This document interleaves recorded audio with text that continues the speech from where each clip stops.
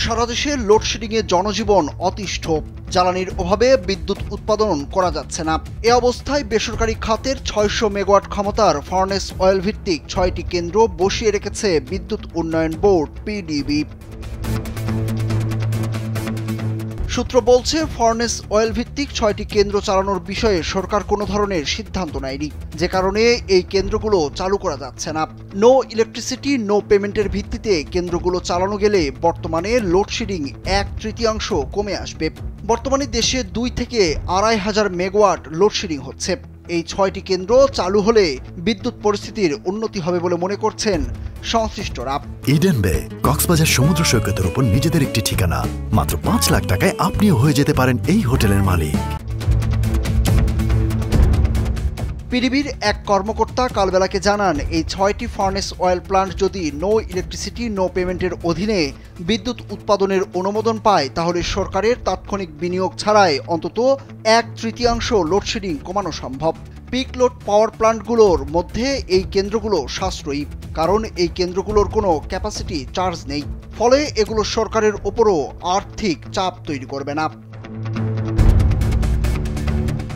PDB সূত্র বলছে, diesel ও LNG ভিত্তিক কেন্দ্রগুলোর চেয়ে ফার্নেস অয়েল ভিত্তিক কেন্দ্রগুলোর উৎপাদিত বিদ্যুৎ ৮ থেকে ১৫% কম দামের।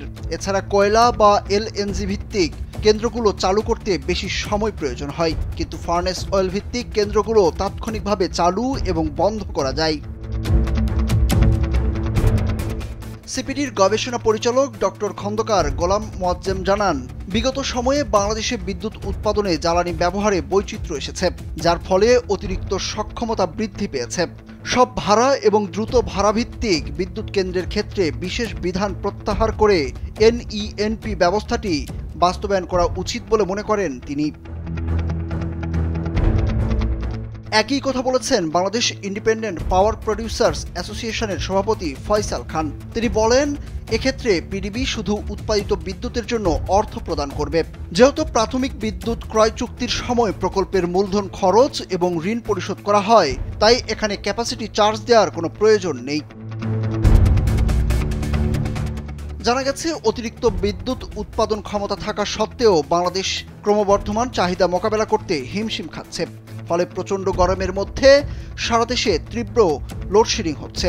গ্রামীণ এলাকাগুলো সবচেয়ে বেশি ক্ষতিগ্রস্ত হচ্ছে। মূলত প্রাথমিক জ্বালানি সংকট এবং রাষ্ট্র পরিচালিত সংস্থাগুলো দিয়ে জ্বালানি ক্রয়ের বিপরীতে অতিরিক্ত অর্থ প্রদানের কারণে দেশে আবারও বিদ্যুতের লোডশেডিং ভয়াবহ আকার ধারণ করেছে। সুরুজ আহমেদ, কালবেলা।